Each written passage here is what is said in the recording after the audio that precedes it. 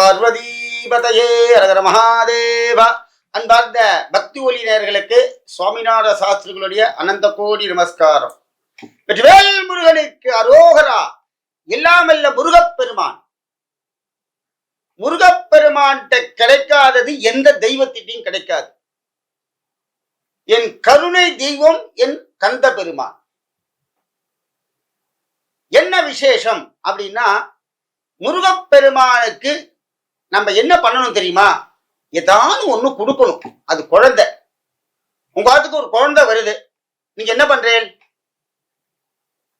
ஏதாவது ஒரு சாக்லேட்டோ இல்லைன்னா சர்க்கரையோ இல்ல தேனியோ நாக்கில தடவரா. ஏன் குழந்தைகள் வந்தோன்னு உடனே கொடுக்குறோம்?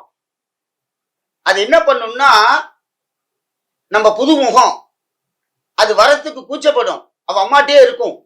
ஆனா நீங்க ஏதாவது கொடுத்துட்டேன்னா தாவி நம்ம மேல வந்து உட்கார்ந்து அவ அம்மாட்ட போகாது, அது வரைக்கும் நம்மளோட இருக்கும். அதே போல முருகப்பெருமான் அதுதான்.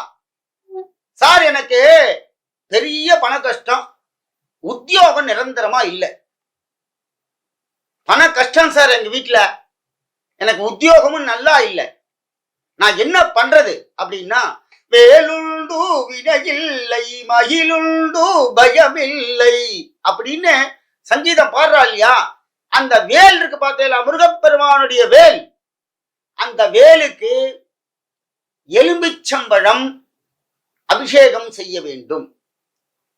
எப்ப செய்யறது அப்படின்னா, கிருத்திகை முருகப்பெருமானுக்கு அபிஷேகம் பண்ணுவார்கள், அதுல பண்ணலாம். அப்படி இல்லைன்னா ஆத்துல ஒரு சின்ன வேல் வாங்கி வச்சுக்கோங்க. இது முருகப்பெருமானுடைய பெரிய ஆயுதமே வேல் தான். ஆத்துல ஒருத்தர் வேல் வாங்கி வச்சுண்டு அந்த முருகப்பெருமானுடைய வேலுக்கு அபிஷேகம் பண்ணுங்க. வெறும் ஜலம் மட்டும் விடுங்க, கொஞ்சம் பாலை விட்டுட்டு இந்த எலுமிச்சம்பழத்தை அந்த வேலில புழிஞ்சு ஜலம் விட்டுட்டு அந்த வேலை எடுத்து வச்சு சந்தன பொட்டு வச்சு ஓம் சம் சரவண பவாய நமஹா அப்படின்னு சொல்லணும். இல்ல தமிழ்ல முருகா கூப்பிடணும். கூப்பிட்டேன்னா உங்களுடைய இந்த பண கஷ்ட நிவர்த்தியாகி உத்தியோகம் சிறந்த இடத்துல வந்து நிற்கும். ஏன் இந்த எலும்பிச்சம்பழத்தை அதுக்கு அபிஷேகம் பண்றோம்? சார், எங்க வீட்டுல பூஜை எல்லாம் பண்ண முடியாது, நான் ஆபீஸ்ல இருக்கேன், நான் என்ன பண்றது அப்படின்னா, எலும்பிச்சம்பழம் தானம் பண்ண வேண்டும். இல்ல கோவில கொண்டு எலும்பிச்சம்பழத்தை முருகர் காலில் வைக்கணும். நீங்க வச்சு நீங்க முருகனை 11 பிரதட்சணம் பண்ணி அதை வாங்கின்னு வாங்கோ, உங்களுக்கு வேலை கிடைக்கும். அதே நேரத்துல உங்களுடைய பண கஷ்டங்கள்லாம் நிவர்த்தி ஆகும். அடுத்ததாக முருகப்பெருமானுடைய பெரிய கருணை, அடுத்த கருணை. சுவாமி, எங்களுக்கு கல்யாணம் ஆகி எத்தனையோ வருடங்கள் ஆயிருக்கேன், எனக்கு குழந்தை பிறக்கல. இப்பதான் எனக்கு கல்யாணம் ஆகி 4 வருஷம் ஆகுது, இன்னும் குழந்தை பிறக்கல. சின்ன குழந்தைகள் எல்லாரும் இப்ப இருக்கிறவாள்லாம் குழந்தை பாக்கியம் இல்லைன்னு பெரிய வருத்தம். என்னதான் நம்ம மானிட பிறவில என்னதான் பண்ணாலும் பகவானுடைய அந்த அனுகிரகம் இருந்தாதான். நீங்க டெஸ்ட் டியூபி பேபியே பெற்றுண்டா கூட சுவாமி அனுகிரகம் அந்த கர்ப்பஸ்தானத்துக்கு வரணும். வந்தாதான் அது தங்கும் கர்ப்பத்துல. கர்ப்பஸ்தானம் அப்படின்னா என்னன்னு தெரியுமா? நிறைய இப்ப வந்து சயின்டிபிக்ஸ் லெவல்ல நிறைய குழந்தை பிறக்கிறதுக்கு வந்துருக்கு. இருந்தாலும் தாயுடைய வயத்துக்குள்ள அந்த கர்ப்பஸ்தானம் இருக்கு பார்த்தீங்களா, அது பகவானுடைய கர்ப்ப அறை. சின்ன விஷயம் இல்லை சார். அம்மாங்கிறவ ஒரு குழந்தைய பெத்தெடுக்கிறா பார்த்தீங்களா, தெய்வம். சுவாமி எப்படி கர்ப்பஸ்தானத்துல இருக்காரோ அதே போல தாயுடைய கர்ப்பஸ்தானத்துல இந்த குழந்தை இருக்கு. அந்த குழந்தை பாக்கியம் எனக்கு வேணும். நான் என்ன பண்ணா அந்த குழந்தை பிறக்கும் சார்? எத்தனையோ பேர் சொல்றேன், இன்னும் எனக்கு அந்த பாக்கியம் கிடைக்கலையே. நான் சொல்றது நீங்க செய்யுங்க, பகவானுடைய அனுகிரகம் உங்களுக்கு கிடைக்கும். நம்பிக்கையா செய்யுங்க.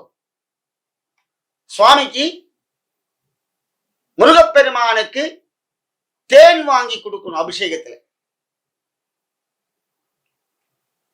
நீங்க கிருத்திகை போலன்னா முருகப்பெருமானுக்கு அபிஷேகம் பண்ணுவா கோவில்ல. நீங்க கேட்கணும், அவள்கிட்ட குருக்கள்கிட்ட போய் சொல்லணும். பெரிய கவர்மெண்ட் கோயிலுக்குள்ளலாம் போலாம் கிடுகிடுன்னு பண்ணிடுவா. சாதாரண கோயில் எங்கேன்னு போய் பார்த்தேன்னா கேளுங்க, முருகப்பெருமானுடைய தேன் வேணும்னு. அபிஷேகம் பண்ணும்போது அந்த தேன் பாட்டில்ல தேன் அபிஷேகம் பண்ணுவா. அந்த சுவாமியோட முகத்திலேருந்து அந்த எடுத்து அந்த சுவாமியிலேருந்து உங்களுக்கு கொஞ்சம் கொடுத்து வாங்கிக்கிங்க. கண்டிப்பா முருகனே பிறப்பான். நீங்க எந்த ஒரு பெரிய பரிகாரம் எல்லாம் பண்ண வேண்டாம். அதுக்கு சுவாமி குழந்தையே பிறக்கலையே, நான் இந்த ஹோமம் பண்ணேன் அந்த ஹோமம் பண்ணேன் இவ்வளோ செலவு பண்ணேன் ஒரு குழந்தையே பிறக்கலையே சுவாமி அப்படின்னா, இதை செய்யுங்கோ மாமா. முதல்ல குழந்தை பாக்கியம் கிடைப்பதற்கு முருகப்பெருமானுக்கு தேன் அபிஷேகம் செய்ய வேண்டும். அபிஷேகம் சுவாமி மேல ஊத்தின அந்த தேனை வாங்கி நம்ம சாப்பிட்டோம்னா கர்ப்பஸ்தானத்துல கர்ப்பம் வீக்கா இருந்தா கூட சரியாயி முருகப்பெருமான் அனுகிரகம் பண்ணுவார். அடுத்ததாக, சுவாமி எனக்கு சர்வ வியாதி உடம்புல, நான் அந்த வியாதிலாம் நிவர்த்தி ஆகணும். ஏன்னா அந்த முருகப்பெருமான் தான் எல்லா விஷயத்தையும் பண்ணி கொடுக்கிறவர் வேகமா. அந்த முருகப்பெருமானுடைய நம்ம உடம்புல இருக்கிற வியாதி நிவர்த்தி ஆகணும். அதுக்கு என்ன பண்றது? முருகப்பெருமானுடைய விபூதி இருக்கு பார்த்தீங்களா, அபிஷேகம் பண்ற விபூதி, விபூதி அபிஷேகத்துக்கு கொடுக்கணும். அந்த அபிஷேக விபூதியை நீங்க வாங்கிக்கணும். அந்த நீங்க எதுக்கு நம்ம கோவில் அபிஷேக பொருட்கள்லாம் கொடுக்குறோம்னா அது 10 பேருக்கு போய் சேரும். நீங்க பஞ்சாமிர்தம் கொடுக்குறேன், சுவாமி அபிஷேகம் ஆகணும்னு 100 பேர் வாங்கி போவோம். சுவாமிக்கு பால் அபிஷேகம் ஆகும், அதில் கொஞ்சம் பிடிச்சி எல்லாருக்கும் ஒரு ஸ்பூன் கொடுப்பா.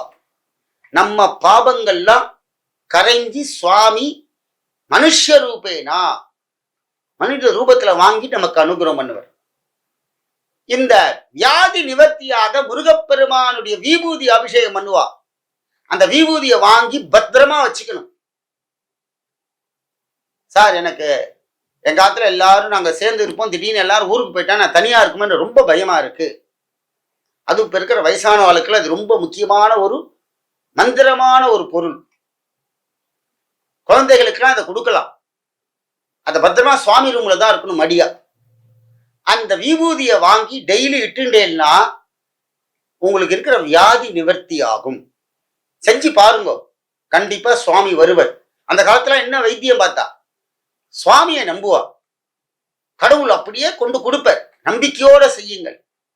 அடுத்ததாக, எல்லாம் வல்ல முருகப்பெருமானுடைய அனுகிரகத்தோட நமக்கு எவ்வளோ கஷ்டம் இருக்கு தெரியுமா? அந்த பூலோகத்துல எல்லாவித கஷ்டமும் நம்ம மாத்துல இருக்கு. அதுல முதல் கஷ்டம் என்ன அப்படின்னா, பணம் சேர மாட்டேங்குது. ஆத்துல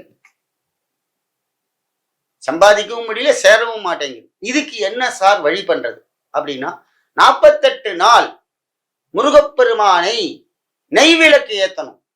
முருகப்பெருமானுக்கு 48 நாள் கண்டினியூவா மாமிசம் சாப்பிடாமல் 6 விளக்கு நெய் விளக்கு முருகப்பெருமானுடைய சன்னதியில கொண்டு ஏத்தணும். சுத்தி 11 பிரதட்சணம் 48 நாள் சுத்தி பிரதட்சணம் பண்ணின்னு வாங்கோ. நீங்க நம்பர் 1க்கு வருவேன். முருகப்பெருமான் அனுகிரகம் பண்ணுவர். ஆகையினால ஆன்மீக அன்பர்களே, இந்த முருகப்பெருமானுடைய விசேஷமான இந்த உபயங்கள்லாம் செய்து நமது வாழ்விலே 16 செல்வங்களை பெறுவோம். அதனால முருகப்பெருமான் என்றும் நம்மளுடன் நிற்பான். வெற்றிவேல் முருகனுக்கு அரோகரா.